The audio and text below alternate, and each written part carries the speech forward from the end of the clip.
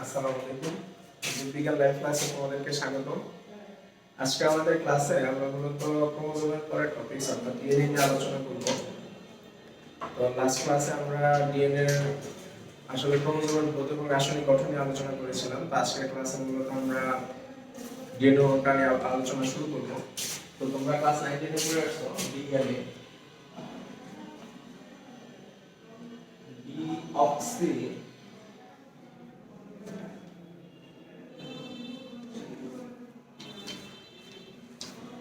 DNA হচ্ছে deoxy ribonucleic acid.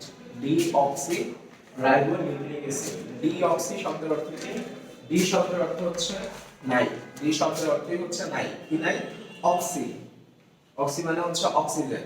তার মানে যদি কোনো রাইবোনিউক্লিক অ্যাসিডের অক্সিজেনটা অ্যাবসেন্ট থাকে, অক্সিজেনটা না থাকে, অনুপস্থিত থাকে, তখনই আমরা ওই রাইবোনিউক্লিক অ্যাসিডটাকে বলি ডিএনএ বা ডিঅক্সি রাইবোনিউক্লিক অ্যাসিড। এটা 1953 সালে দুইজন বিজ্ঞানীর কথা বলা হয়। একজন হচ্ছেন ওয়াটসন, একজন হচ্ছেন ক্রিক। ওয়াটসন এবং ক্রিক তারা ডিএনএ এর একটা ডাবল হেলিক্স বা দ্বিসূত্র মডেল আবিষ্কার করেন, যে মডেলের মধ্যে ডিএনএ কে তারা প্যাঁচানো সিঁড়ির মতো একটা স্ট্রাকচার দেন এবং তারা এই জন্য 1963 সালে নোবেল প্রাইজ পান। অর্থাৎ 1953 সালে তারা মডেলটা আবিষ্কার করে, দ্যাটস ওয়াই তারা 1963 সালে নোবেল পুরস্কার পেয়ে থাকে। তো ডিএনএ গঠনের মধ্যে যদি আমরা দেখি যে ডিএনএ আসলে কি নিয়ে গঠিত, তো তাহলে আমরা দেখতে পাবো যে ডিএনএ এর গাঠনিক উপাদানের মধ্যে তিনটা উপাদান কাজ করে। একেবারে মেইন কাজ হচ্ছে তিনটা উপাদান। কি কি?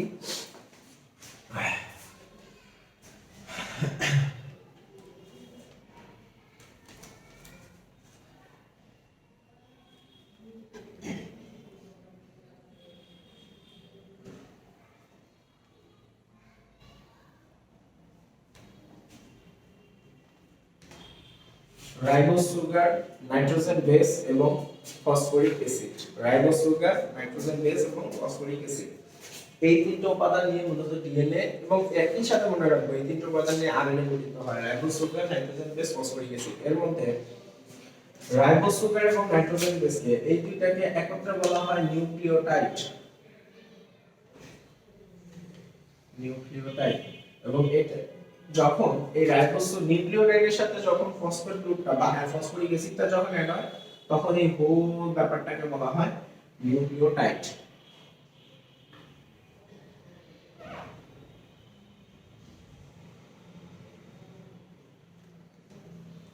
তাহলে আবার ক্লিয়ার করি।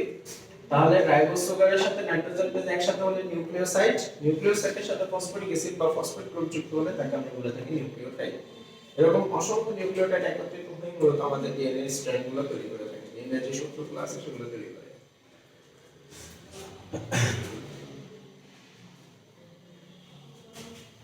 এখন দেখি যে নাইট্রোজেন বেসের কথা যে আমরা বললাম, ডিএনএ এর গাঠনিক উপাদান হিসেবে নাইট্রোজেন বেসগুলো কাজ করে। আমরা জানি সেই নাইট্রোজেন বেসগুলো হয় দুই ধরনের। কি কি? একটা হচ্ছে পিউরিন বেস, একটা হচ্ছে পাইরিমিডিন বেস। একটা হচ্ছে পিউরিন বেস আর একটা হচ্ছে পাইরিমিডিন বেস। পিউরিন, পাইরিমিডিন এই দুটো হচ্ছে নাইট্রোজেন বেসের প্রকার। পিউরিনের মধ্যে দেখা যায় কি থাকে? পিউরিনের মধ্যে থাকে অ্যাডেনিন এবং গুয়ানিন। আর পাইরিমিডিনের মধ্যে থাকে সাইটোসিন ও থাইমিন। সাইটোসিন ও থাইমিন। তাহলে নাইট্রোজেন বেস দুই ধরনের হয়, একটা হচ্ছে পিউরিন, একটা হচ্ছে পাইরিমিডিন। পিউরিনের মধ্যে থাকে অ্যাডেনিন, গুয়ানিন, পাইরিমিডিনের মধ্যে থাকে সাইটোসিন, থাইমিন। এখান থেকে তেমন কিছু কথা নাই, তবে কথা যেগুলো মনে রাখতে হবে সেটা হচ্ছে পিউরিন বেসের মধ্যে নাইট্রোজেন ও কার্বন ইকুয়ালস টু 9টা, পাইরিমিডিনের মধ্যে নাইট্রোজেন ও কার্বন ইকুয়ালস টু 6টা। অর্থাৎ পিউরিনের মধ্যে নাইট্রোজেন কার্বনের মোট সংখ্যা হচ্ছে 9 আর পাইরিমিডিনের মধ্যে নাইট্রোজেন কার্বনের মোট সংখ্যা হচ্ছে 6। এখন এই যে তাদের মোট সংখ্যা, এখানে নাইট্রোজেনের নাম্বারগুলো আমাদের মনে রাখতে হবে এমসিকিউর জন্য। নাইট্রোজেন হচ্ছে 1 3 7 9 আর এখানে নাইট্রোজেন হচ্ছে 1 8 3। এগুলো হচ্ছে নাইট্রোজেনের অবস্থান। ঠিক আছে, তাহলে এই হচ্ছে নাইট্রোজেন বেসের ক্ষেত্রে আমরা মনে রাখবো নাইট্রোজেন বেসগুলো দুই ধরনের হয়, একটা হচ্ছে পিউরিন বেস, একটা হচ্ছে পাইরিমিডিন বেস। পিউরিনে থাকে অ্যাডেনিন গুয়ানিন, পাইরিমিডিনে থাকে সাইটোসিন থাইমিন। পিউরিনের যে নাইট্রোজেন বেসগুলো থাকে না অ্যাডেনিন গুয়ানিন, সেগুলোর মধ্যে নাইট্রোজেন আর কার্বনের মোট নাম্বার হচ্ছে 9, এর মধ্যে 4টা নাইট্রোজেন থাকে 1 3 7 এবং 9 নম্বরে। আর পাইরিমিডিনের মধ্যে যে কার্বন নাইট্রোজেনের মোট সংখ্যা সেটা হচ্ছে 6 এবং নাইট্রোজেন থাকে 1 নম্বরে এবং 3 নম্বরে। এখন যদি আসি ডিএনএ ডাবল হেলিক্স মডেলটা আমরা একটু চিন্তা করি, যে ডিএনএ ডাবল হেলিক্স মডেলটা আসলে কেমন। এটা হচ্ছে আমাদের ডিএনএ এর একটা ডাবল হেলিক্স মডেল। সেই ডিএনএ ডাবল হেলিক্স মডেলের মধ্যে দুটো স্ট্র্যান্ড, একটা স্ট্র্যান্ড এটা একটা স্ট্র্যান্ড। এই স্ট্র্যান্ডের অ্যান্টি স্ট্র্যান্ড এটা আর এই স্ট্র্যান্ডের অ্যান্টি স্ট্র্যান্ড এটা, দুটোর বিপরীত অবস্থান করে 5 প্রাইম থেকে 3 প্রাইম অভিমুখে একটা স্ট্র্যান্ড, আর এটা হচ্ছে 3 প্রাইম থেকে 5 প্রাইম অভিমুখে।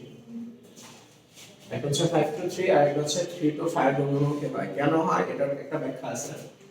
বলা হয় যে রাইবোজ সুগার, নাইট্রোজেন বেস এবং ফসফরিক অ্যাসিডগুলো যদি একত্রিত হয়, রাইবোজ সুগার, নাইট্রোজেন বেস এবং ফসফরিক অ্যাসিড যখন একত্রিত হয়ে নিউক্লিওটাইড সৃষ্টি করে, তো তখন রাইবোজ সুগারের সাথে নাইট্রোজেন বেসটা প্রথমে যুক্ত হয় এবং রাইবোজ সুগারের সাথেই ফসফেট গ্রুপটা যুক্ত হয়। তো দেখা যায় একেবারে ফার্স্টের যে রাইবোজ সুগারের নাইট্রোজেন বেস এবং ফসফেট গ্রুপের যে একটা নিউক্লিওটাইড থাকে, সেই নিউক্লিওটাইডের ক্ষেত্রে তার 5 নাম্বার কার্বনটা অর্থাৎ 5 নাম্বার কার্বনে অবস্থিত রাইবোজ সুগারটা ফ্রি থাকে, মুক্ত থাকে, এবং শেষের দিকে 3 নাম্বার কার্বনের ফসফেট গ্রুপটাও মুক্ত থাকে। ঠিক একইভাবে তার অ্যান্টিসেন্সের ক্ষেত্রে ফার্স্টের 3 নাম্বারটা মুক্ত থাকে, পরেরটা 5 প্রাইম মাত্র 5 নাম্বারে মুক্ত থাকে, ব্যাপারটা এরকম। তো এই যে ডিএনএ দুটো সুতা, এই সুতাগুলো মূলত তৈরি হয় কি দিয়ে? এই সুতাগুলো তৈরি হয় তোমার রাইবোজ সুগার এবং ফসফেট গ্রুপ দিয়ে। রাইবোজ সুগার এবং ফসফেট গ্রুপ একটার পর একটা সজ্জিত এরকম ভাবে একটা সুতা তৈরি করে, আর এই সুতাগুলোকে জোড়া লাগায়, জোড়া লাগাতে কাজ করে মূলত নাইট্রোজেন বেস, যেখানে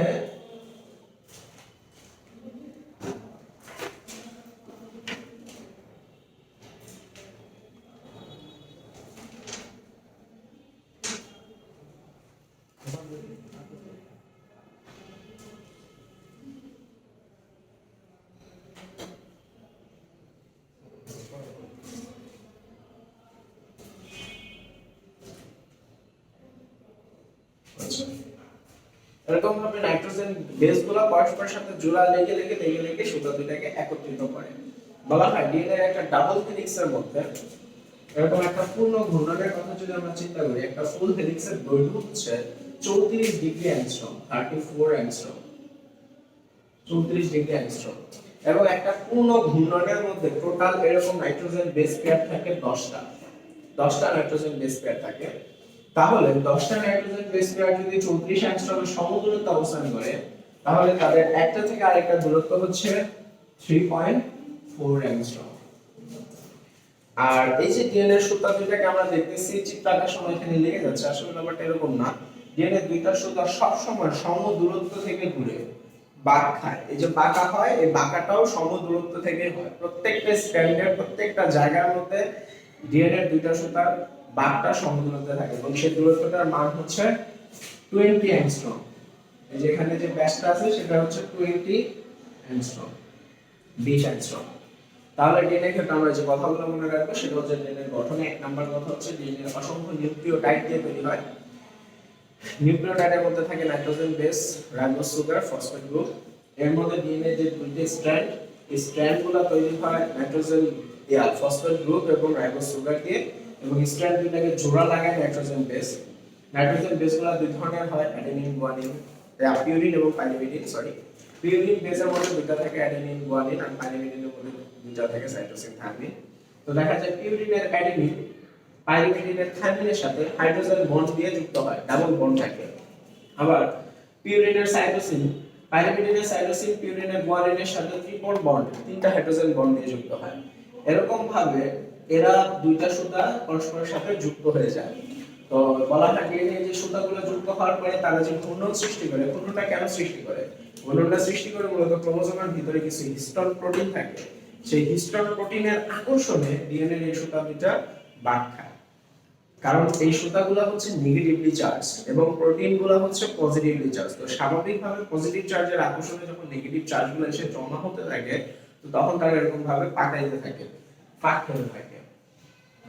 তো এখানে ডিএনএ এর যে একটা পাক বা একটা পূর্ণ ঘূর্ণনের দৈর্ঘ্য হচ্ছে 34 অ্যাংস্ট্রম এবং একটা পূর্ণ ঘূর্ণনের মধ্যে টোটাল 10টা নাইট্রোজেন বেস পেয়ার থাকে এবং 25টা, এখানে একটা কথা মনে রাখবো, 25টা হাইড্রোজেন বন্ড থাকে। 10টা বেস পেয়ার এবং 25টা হাইড্রোজেন বন্ড থাকে। আর তাদের মধ্যকার সমদূরত্ব হচ্ছে 3.4 ডিগ্রি অ্যাংস্ট্রম এবং এটার ব্যাস হচ্ছে 20 অ্যাংস্ট্রম। সব সময় ডিএনএ এর ব্যাস হচ্ছে 20 অ্যাংস্ট্রম। দেখো এই ডিএনএটা হচ্ছে জীবদেহের মূল গাঠনিক একক। কেন বলতেছি এটা? কারণ এই ডিএনএ জীবের যাবতীয় বৈশিষ্ট্য নিয়ন্ত্রণকারী অণু জিনকে ধারণ করে রাখে। অর্থাৎ একটা ডিএনএ এর মধ্যে একটা জীবের বৈশিষ্ট্য নিয়ন্ত্রণকারী জিন থাকে। তোমার আমার শরীরের মধ্যে যত ধরনের বৈশিষ্ট্য আছে, সব ধরনের বৈশিষ্ট্যগুলো আমাদের জিন দ্বারা নিয়ন্ত্রিত এবং সেই জিনটাকে ধারণ করে রাখে ডিএনএ। দ্যাটস ওয়াই ডিএনএ হচ্ছে জীবদেহের গঠন এবং কার্যকরী একক। কেন বলতেছি? কারণ হচ্ছে ডিএনএ জীবের যাবতীয় বৈশিষ্ট্যকে নিয়ন্ত্রণ করে। তাহলে বৈশিষ্ট্যের একক হিসেবে আমরা ডিএনএ কে বলতে পারি। তো এই হচ্ছে ডিএনএ এর ভৌত গঠন। ডিএনএ এর ভৌত গঠনটা সবাই ভালো করে শিখবো। ডিএনএ এর রাসায়নিক গঠন আসলে এই উপাদানগুলো বেসিক্যালি কথা, যে ডিএনএ এর যে উপাদানগুলো দিয়ে গঠিত হলো, phosphate group, ribose, sugar, nitrogen base, ওগুলা দিয়ে। তো এটা আমাদের জন্য এত একটা ইম্পর্টেন্ট না। আমাদের ডিএনএ ডাবল হেলিক্স বা দ্বিসূত্রক মডেলের ভৌত গঠনটাই পরীক্ষার জন্য ইম্পর্টেন্ট। তো আমরা এটা সবাই ভালো করে কমপ্লিট করে ফেলবো। সে পর্যন্ত সবাই ভালো থাকবেন। আসসালামু আলাইকুম।